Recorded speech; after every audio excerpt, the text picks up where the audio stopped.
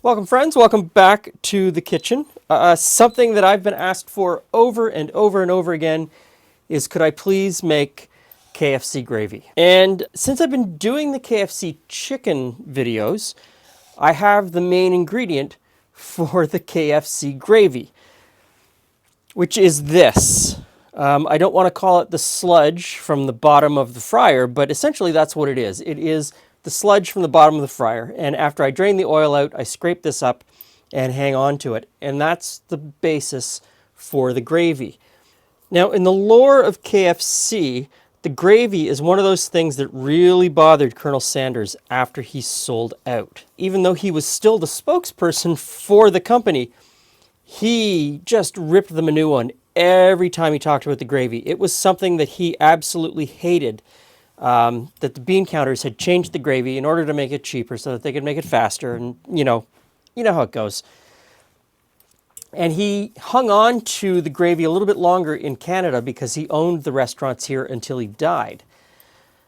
But then it's, in the iterations since, it just keeps getting made cheaper and cheaper and cheaper and cheaper. And one of the things I think they're crimping out on is some of the ingredients. Now, this is a recipe that I have to believe comes from the U.S. Southern tradition of sawmill gravy or biscuit gravy, which is you start with what's left over in the pan after you fry off your breakfast sausage, and then you add some flour, some milk or cream, and then maybe a little bit of stock. And in this case, you start with what's left over in the fryer in order to bring that KFC flavor. So I've got this heated up. I'm going to put in some flour, and we'll make a roux with that. So we just whisk it together, get the flour dissolved in the fat, and brown it a little bit. But you don't want too much browning. You don't want to get it too dark. Already this is smelling pretty good. So I'm going to start off with a little bit of milk. Just stir it in, whisk it together.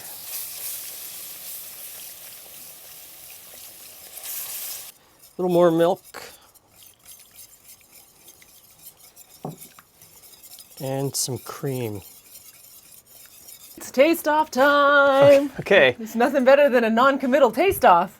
So this is, this needed to be cooked a little longer. I didn't cook the roux enough, so the color's not the same. If I just cooked the roux a little bit longer, browned it a little bit more, I would have got a better color, but I don't know that the color is going to affect the flavor. I'm going to reacquaint myself with KFC first.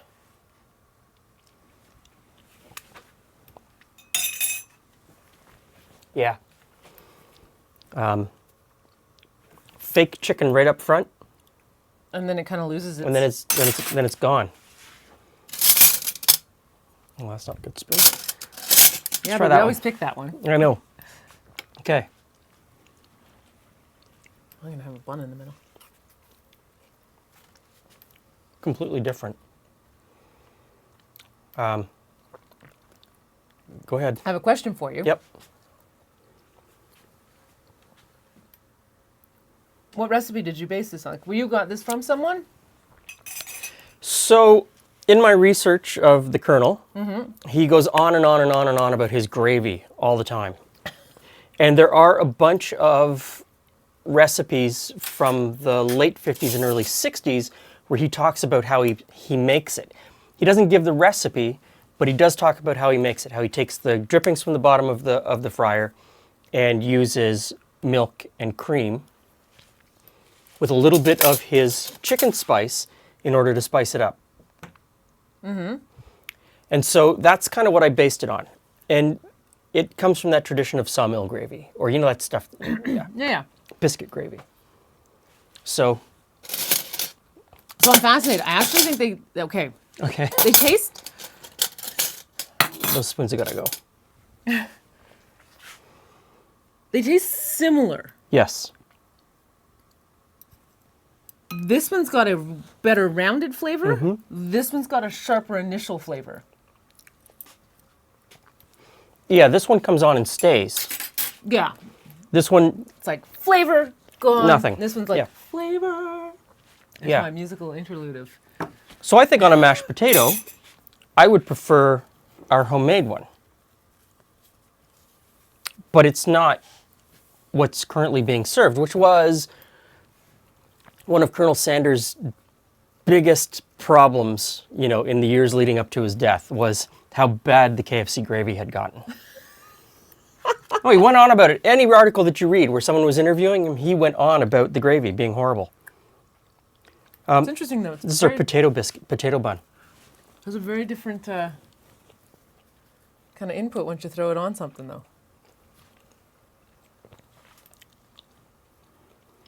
Mm-hmm. Which is interesting.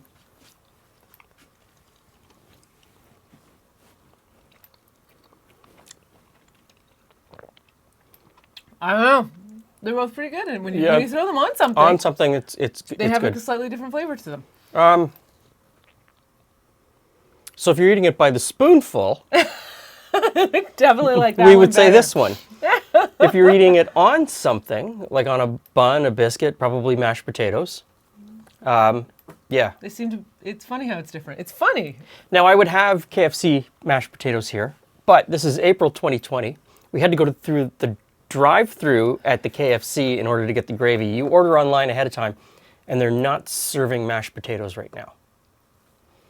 So we couldn't get any KFC mashed potatoes to try it on. I don't know. I think I would eat either of them. But I think You like that one? it does have more of a natural flavor. It has more of a... So I'm going to keep working on this, I think, because I've got more chicken to fry. And you know, the drippings just keep building up. So There you go. keep an eye on this space, and we're going to tackle this one more time. Thanks for stopping by. Stay safe. Do I look surprised? Really? One more time with the gravy? See you again soon.